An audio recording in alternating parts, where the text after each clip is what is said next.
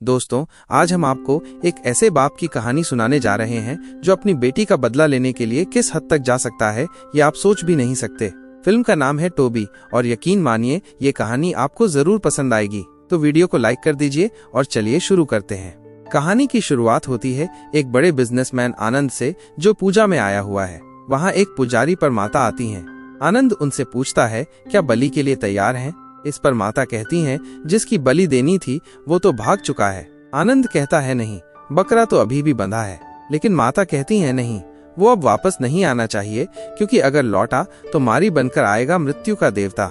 इसके बाद सीन बदलता है और हम गांव में एक नए एसआई सब इंस्पेक्टर संपत को देखते हैं। वहां का कांस्टेबल कुशलप्पा उसे गांव के बारे में सब कुछ बताता है। वो कहता है कि इस गांव में ज्यादा कुछ नहीं होता, बस छोटी मोटी चोरियां और कुछ लोग लापता हो जाते हैं। तभी एक लड़की जैनी पुलिस स्टेशन आकर पत्थर फेंकती है और पूछती है मेरा बाप मिला या नहीं? उसे लापता हुए 3 दिन हो चुके हैं। संपत उसे समझाता है कि वो अभी अभी आया है लेकिन उसके पिता को ढूंढने की पूरी कोशिश करेगा।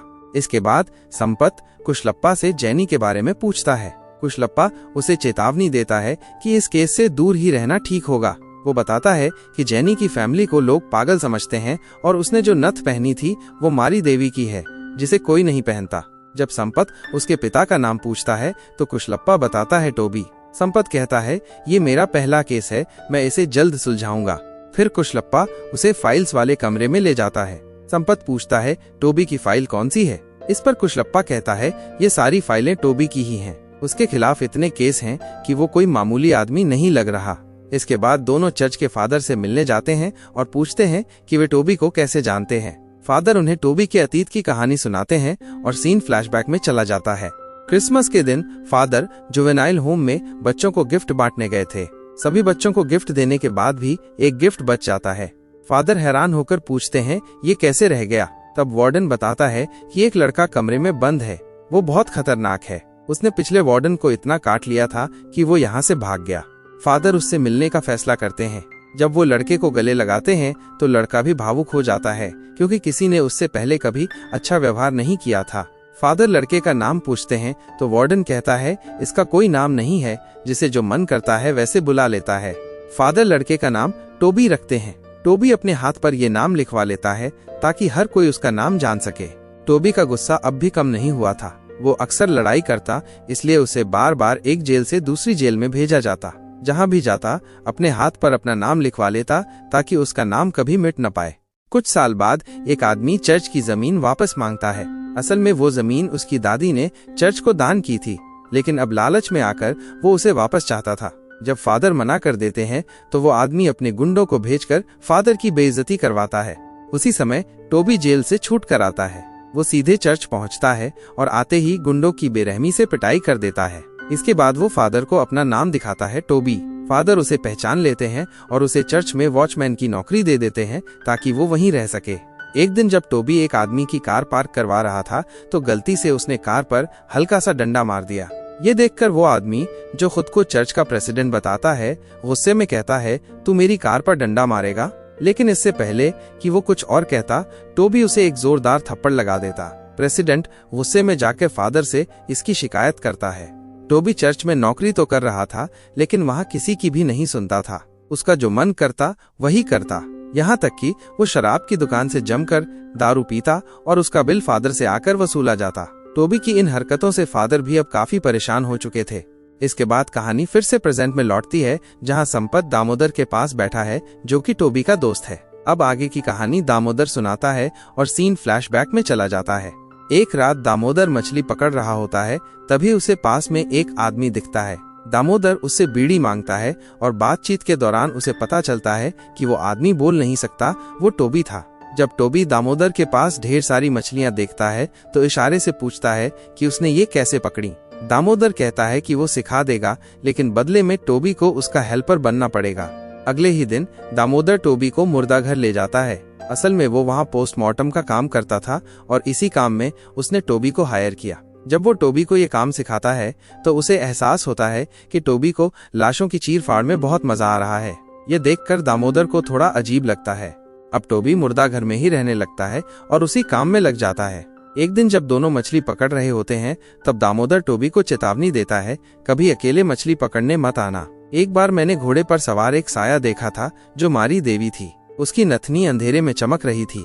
इसी दौरान उन्हें झाड़ियों से एक बच्ची की आवाज सुनाई देती है। दामोदर जाकर देखता है तो उसे एक बच्ची मिलती है। उधर टोबी को मछली नहीं मिल रही थी, इसलिए वो तालाब में उतरकर स्नेल पकड़ने लगता है। तभी उसके हाथ में एक नथ लगती है जिसे वो अपने पास रख लेता है। दामोदर उस बच्ची को देखकर गांव वालों को इकट्ठा करता है, लेकिन कोई भी उसे अपनाने के लिए तैयार नहीं होता। तभी टोबी आता है और बिना कुछ कहे बच्ची को अपनी गोद में उठाकर अपने साथ ले जाता है। घर पहुंचने के बाद वो बच्ची लगातार रो रही थी और टोबी को समझ नहीं आ रहा था कि उसे कैसे चुप कराए। वो उसे सब्जी खिलाने ही वाला होता है कि तभी वहाँ एक नर्स आती है। वो टोबी को समझाती है कि इतनी छोटी बच्ची को दूध की जरूरत होती है। साथ ही वो उसे बच्ची की देखभाल के तरीके भी बताती है। इसके बाद टोबी उस बच्ची की अच्छे से देखभाल करने लगता है। कुछ समय बाद वो फादर के पास जाकर बच्ची का नाम रखने की बात करता है। फादर उसका नाम जेनी रखते हैं। जैसे जैसे जेनी बड़ी होती है, टोबी और दामोदर उसका स्कूल में एडमिशन करवा देते हैं। जेनी जो स्कूल में सीखती वो शाम को आकर टोबी को बताती। भले ही टोबी को कुछ समझ नहीं आता था, लेकिन उसे पढ़ता देख वो बहुत खुश होता था। एक दिन टोबी और दामोदर शराब पीने जाते हैं और जेनी भी उनके साथ होती है, लेकिन दुकान का मालिक इन्हें शराब देने से मना कर देता क्योंकि ये लोग हमेशा उधार पर पीते थे और पैसे नहीं चुकाते थे। वापस लौटते समय टोबी दामोदर को वो नथ दिखाता है जो उसे तालाब से मिली थी, लेकिन दामोदर उसे देखकर कहता है, ये तो मारी देवी की नथ है जो किसी ने विसर्जित की होगी। ये असली सोने की भी नहीं है, इससे दारू तो भूल ही जाओ। तभी टोबी को एक आइडिया आता है। वो और दामोदर खुद शराब बनाने की कोशिश करते हैं, लेकिन शराब तो नहीं बनती, उल्टा एक जोरदार ब्लास्ट हो जाता है। धमाके की आवाज सुनकर पुलिस आ जाती है और तीनों को हिरासत में ले लेती है। इसी दौरान पुलिस स्टेशन में सावित्री नाम की एक लेडी को भी लाया जाता है जो कि एक प्रोस्टिट्यूट थी। जैसे ही टोबी की नजर उस पर पड़ती है, वो पहली ही नजर में उस पर फिदा हो जाता है। कुछ देर बाद पुलिस इन तीनों को छोड़ देती है, लेकिन घर लौटने के बाद भी टोबी के दिमाग में सिर्फ सावित्री ही घूम रही थी। जब जेनी उससे पूछती है, तू इतना मुस्कुरा क्यों रहा है, तो टोबी इशारे में बताता है कि पुलिस स्टेशन में जो लड़की देखी थी वो उसे बहुत अच्छी लगी।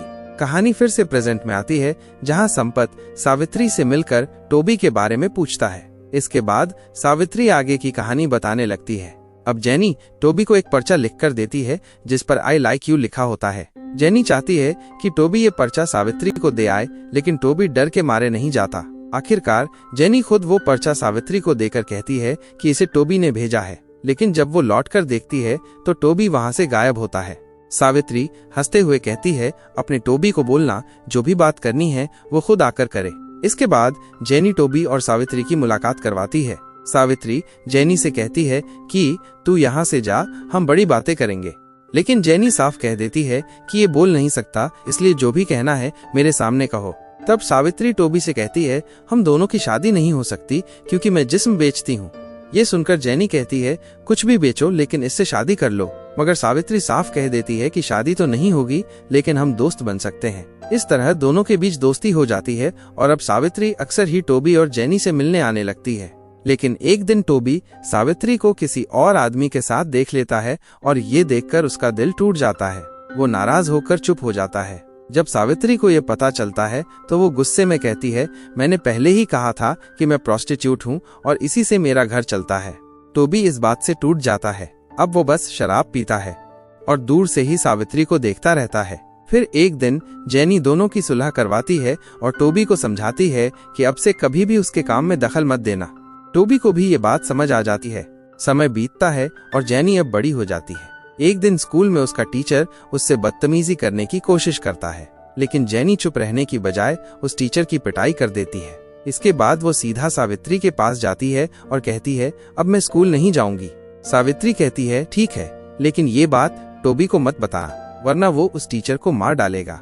इसके बाद जेनी स्कूल छोड़कर तालाब से स्नेल निकालने और बेचने का काम करने लगती है। एक रात जब टोबी सावित्री से मिलने उसके घर जाता है तो सावित्री उसे अंदर आने से रोक देती है। वो कहती है, तेरी बेटी बड़ी हो गई है और तू अब तक उसके लिए एक घर तक नहीं बना पाया। जब तू उसके लिए घर बना लेगा तब मैं तुझसे शादी करूंगी। सावित्री की ये बात सुनकर टोबी घर बनाने को लेकर सीरियस हो जाता है। वो कई बैंकों के चक्कर लगाता है होम लोन के लिए, लेकिन किसी भी बैंक से उसे लोन नहीं मिलता। फिर प्रेजेंट में सावित्री संपत से कहती है, मुझे नहीं पता कि टोबी ने पैसे कहाँ से लाए और कैसे घर बनाया। काश मैंने उससे ये बात ही नहीं कही होती, क्योंकि उसने घर बनाने के लिए गलत रास्ता चुन लिया। इसके बाद कहानी फिर से पास्ट में चली जाती है। अब हमें संतोष नाम का एक बाहुबली दिखता है, जिसकी उस एरिया में जबरदस्त पकड़ है। उसकी खास बात ये थी कि अगर वो किसी का मिसिंग पोस्टर लगवा देता था तो समझो वो इंसान मरा ही समझा जाता। उसी इलाके में आनंद नाम का आदमी होता है। एक दिन आनंद केरला से भेड़ बकरियां मंगवाता है। ये बात संतोष को बिल्कुल पसंद नहीं आती, क्योंकि उसका मानना था कि इस एरिया में कोई भी भेड़ बकरी सिर्फ उसी से खरीदे। संतोष गुस्से में आके आनंद की पूरी दुकान जला देता है और उसे चेतावनी देता है कि आगे से बाहर से कुछ नहीं लाएगा। लेकिन आनंद बाज नहीं आता और दोबारा भेड़ बकरियां मंगवा लेता है। अगले ही दिन उसका मिसिंग पोस्टर लग जाता है। ये देख आनंद और उसके दो साथी डरकर गांव छोड़कर जंगल में छिप जाते हैं। तभी उनमें से एक साथी कहता है, क्यों न हम संतोष को ही खत्म कर दें, ये काम टोबी से करवा सकते हैं। इसके बाद वे तीनों टोबी से मिलने जाते हैं। वे टोबी को कहते हैं, तुझे अपना घर चाहिए ना, हम तेरा घर बनवा देंगे, बस तुझे संतोष को मारना होगा। घर की बात सुनकर टोबी मान जाता है। इसके बाद वो दामोदर के पास जाकर कहता है कि उसे 3 गाड़ी भेड़ बकरियां चाहिए आनंद के नाम पर, क्योंकि उसके दिमाग में कुछ बड़ा प्लान था।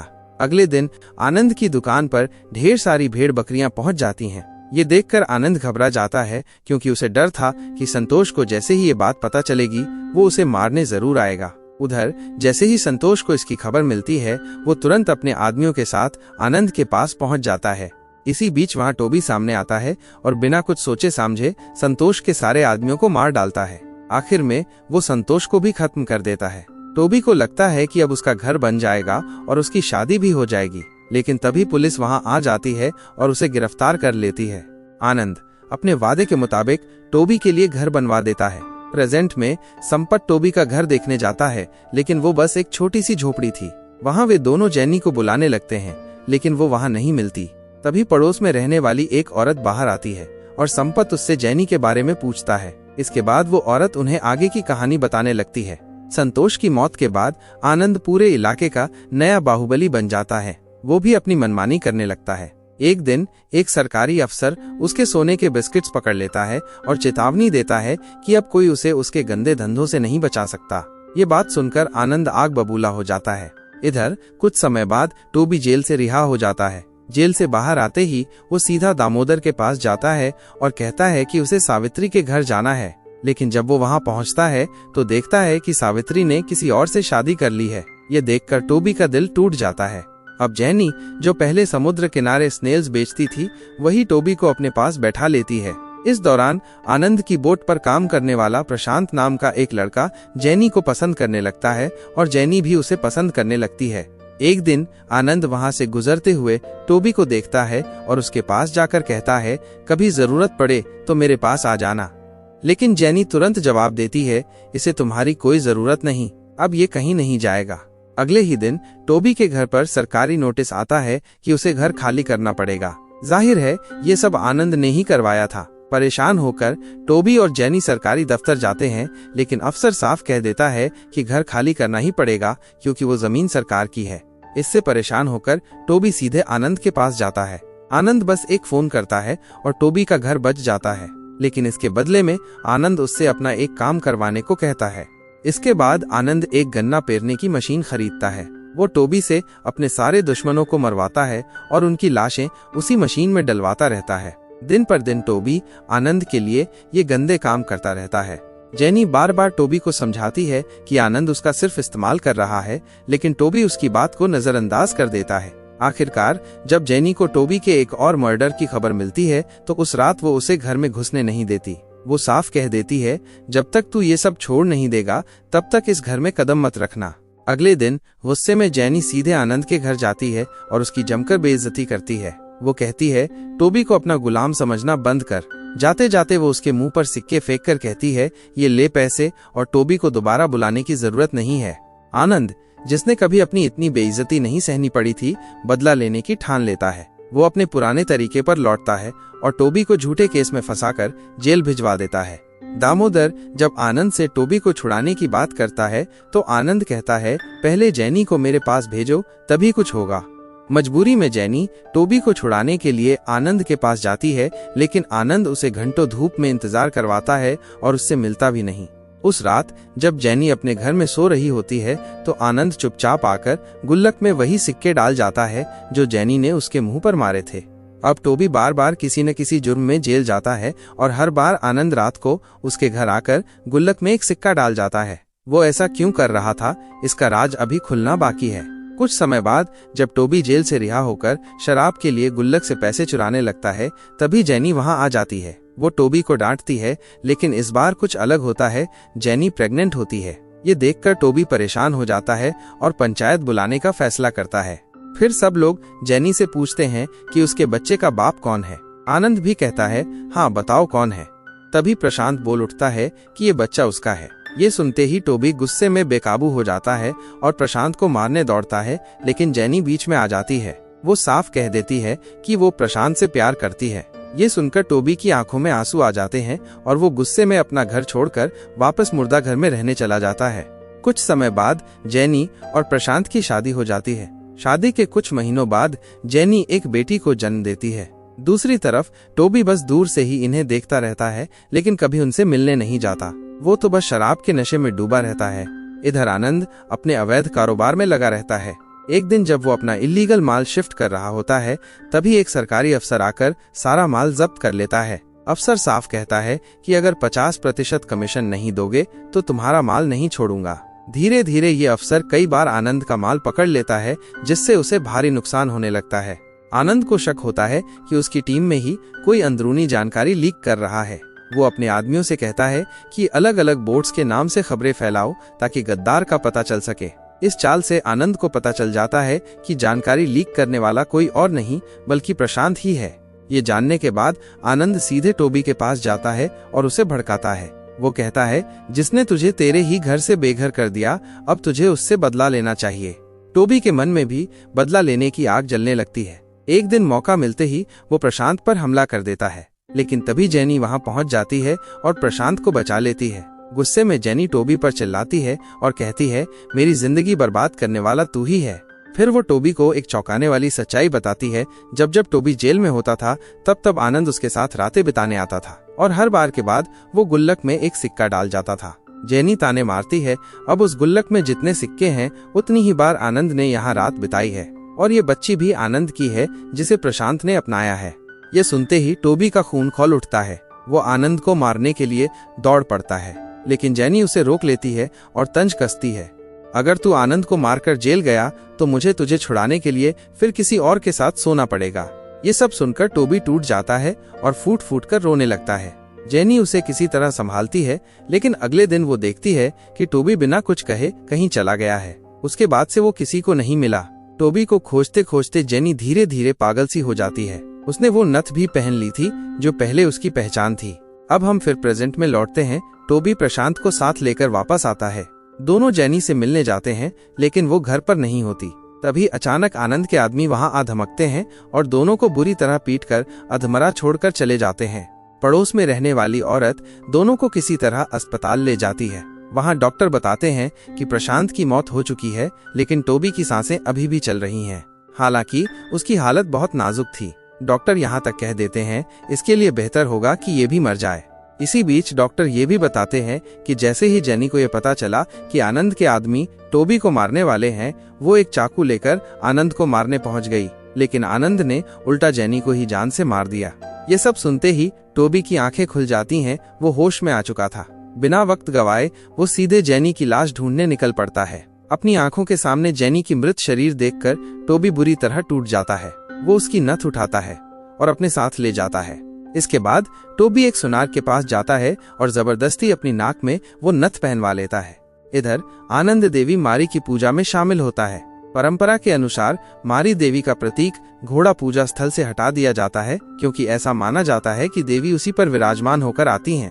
तभी वहां एक हैरान करने वाला नजारा होता है। टोबी मारी देवी का रूप धारण करके घोड़े पर सवार होकर आता है। उसे देखकर हर कोई दंग रह जाता है।